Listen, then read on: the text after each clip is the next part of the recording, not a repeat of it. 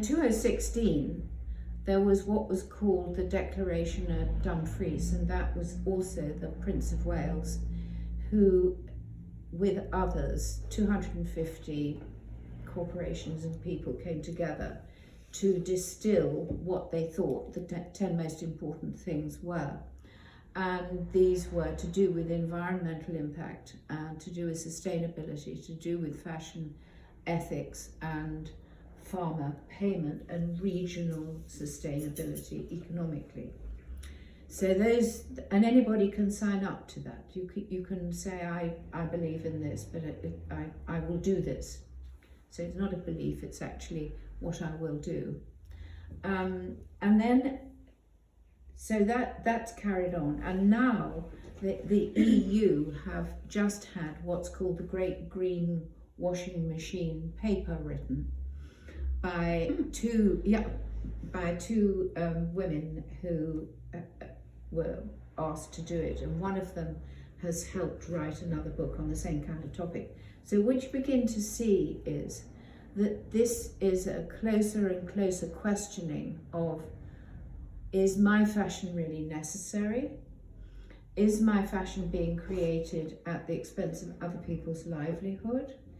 How are the cotton magnates behaving towards their employees now, let alone when they did before? All these kind of questions are coming up and beginning to bear down. And only last week in the Telegraph, there was another article saying, is fashion dead, you know? And it is, actually. So at the same time, you have these fascinating things going on in California, which was Fiber Shed. And Fiber Shed set itself up about 10 years ago due to the work of a wonderful woman called Rebecca something.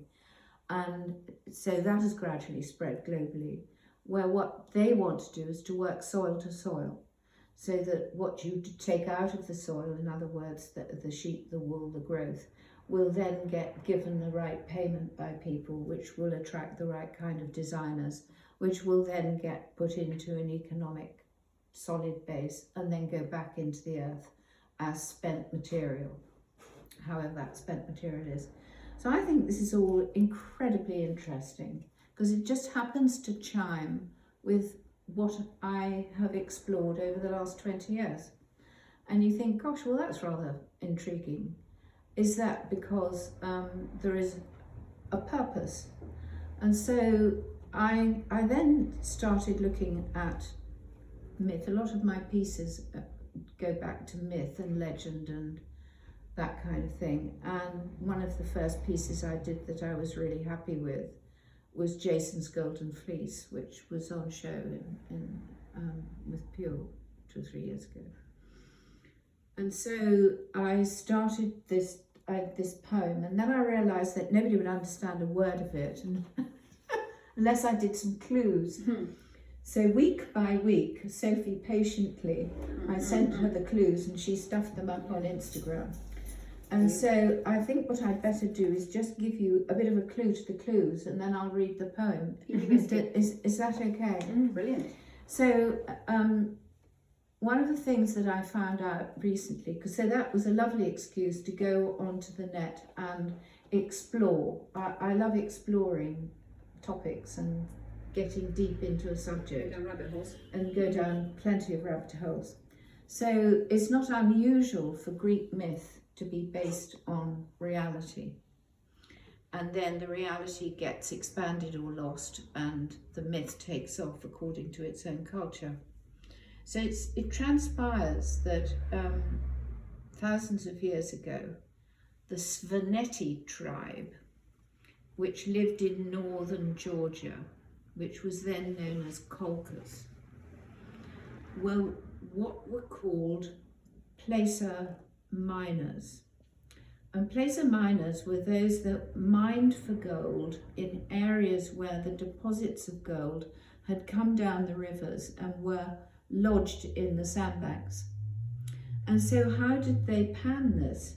Well, they panned it in the most obvious way, because they took their sheepskins and they put their sheepskins in the bottom of the river where the deposits were coming, and they had little wooden things underneath them, and they let the river do the work.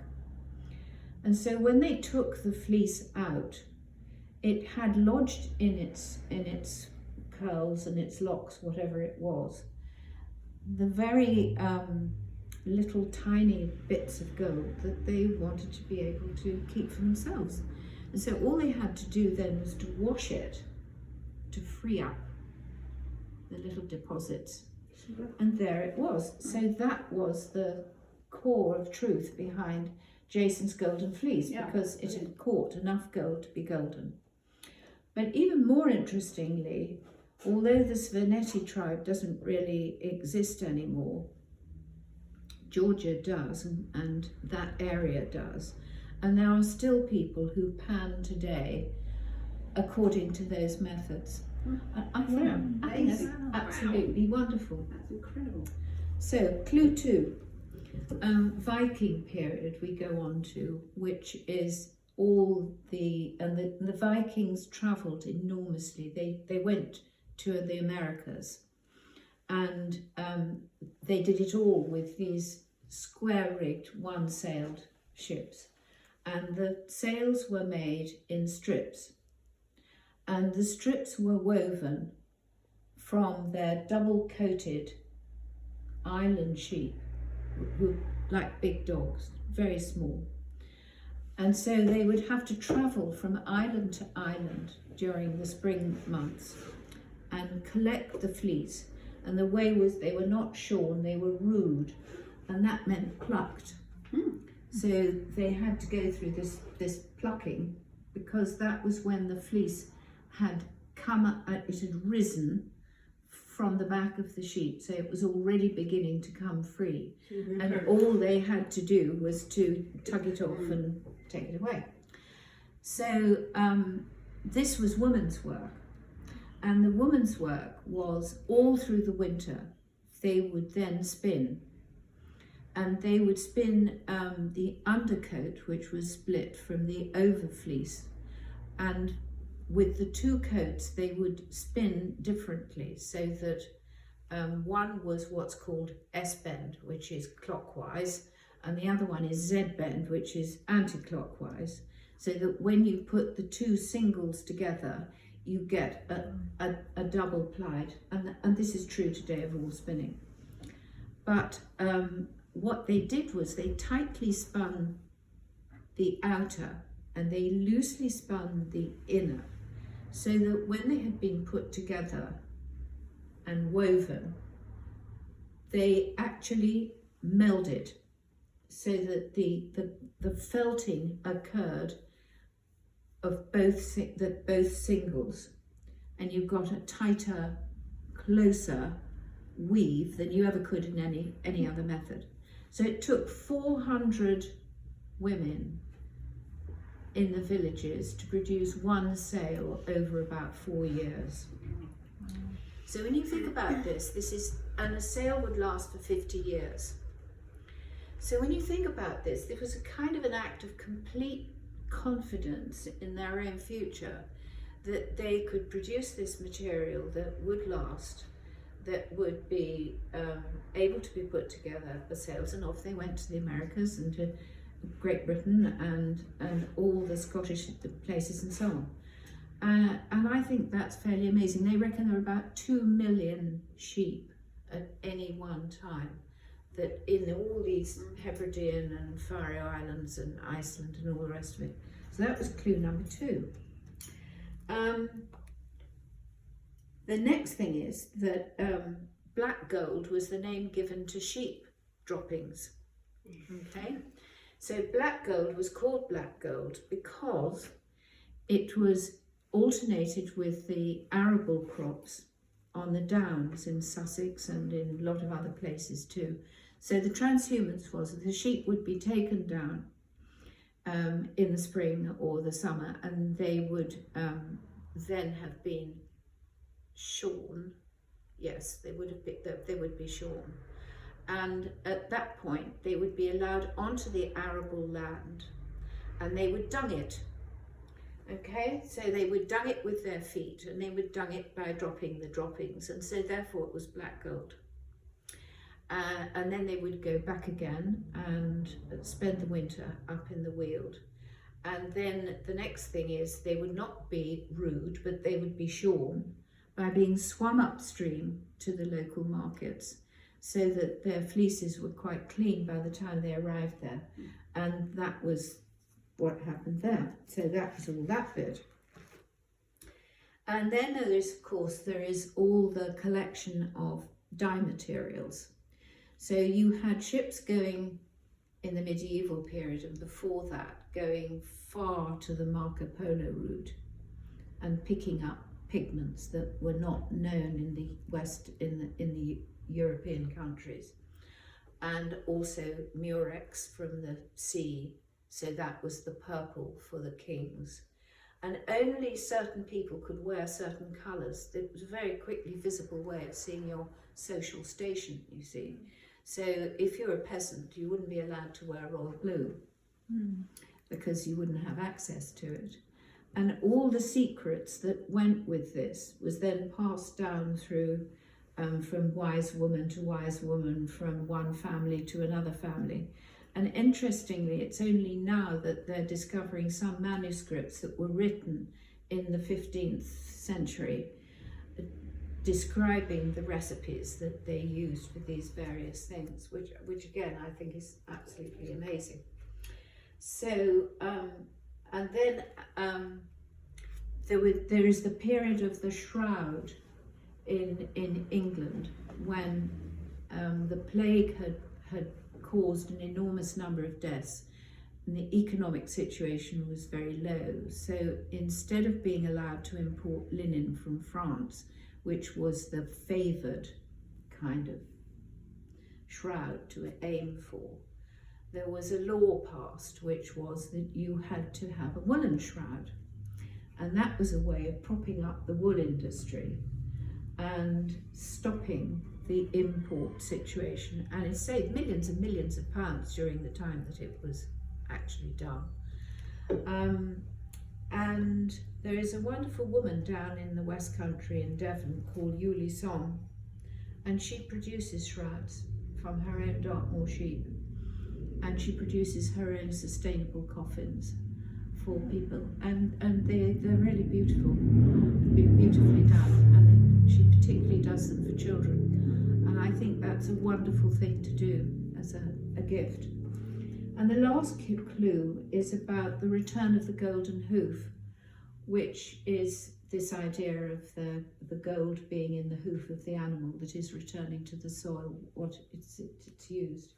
And it was written by the National Association of Sheep 2 or 3 years ago about the alternation of animal and arable crops, which actually is the new regeneration aim, to return better soil and to return better, well, less actually, but better. And also that in this way, the young farmers are being taught and encouraged to see their whole purpose as shepherds, if they choose to be shepherds, in a much more coherent and holistic way. And I think that's absolutely brilliant. So it's not just about the past, it's about the future as well, and what direction we take it in. So that is what it's all about. Amazing. So I'll now read you the poem. And if you get lost, it doesn't really matter. So it's called Jason's Golden Fleece. I pan gold for you in the streams of desire. Catch it in my arms, hold it shining while the dross floats or sinks according to its kind. Emboldened, my white fleece becomes enmeshed with ochre gifts, just as Jason's golden fleece glinted under a Colchian sun.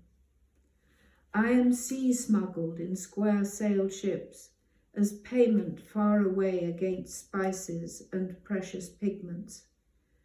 Tyrrhenian purple from the depths to dye noble raiment, spun thread sewn into legends, storytelling hung on castle walls, dowries for a daughter wed against her will, despite sheepskins for her marital bed. I offer love in every fibre of my being, though I am the stuff of war, spun by many hands into woolen sails, on wooden ships brave enough to head close-hauled into the eye of the storm, striking terror into tribes when their horizon lights up striped with white and red, bringing barter against uncertain truce. I am one of thousands spilling black gold over downland and marshes, pale green oceans ripening, growing food for food's sake, filling bellies and pockets alike, carrying continuity along ancient tracks between weald and coast, to deliver a newborn bleating generation with golden hooves. I am picked off gorse bushes, dyed and spread out to dry in nature's colours, colours worthy of a king or queen, weld, woad and madder. Marigold, all grown about where wild flowers offer themselves so freely, their secrets passed from one wise woman to another. I am rude or shorn and grow again as each year flows into the next, washed clean as white weed, swimming upstream to market fairs, rolled, sacked and stacked on pack ponies, convoys of 300, led silent through lanternless nights to beaches, anchors raised ready. I can be twisted and knitted, woven or knotted, warp and weft spun each to its single character. Felted, I cradle your feet from frostbite, snow swaddle you at birth, wrap you on your endless journeys, and lie enfolding you at your life's end, beneath graveyard flowers or ashes. I bequeath more to your survival than you will ever know, a living line of breathing beings fed on nature's gifts through millennia, seaweed along the shoreline or browsings on the move. So give thanks for me as I grease your cracked hands in darkening winter. Honour the touch of love in all you create, as you raise flagons, feasting on my body.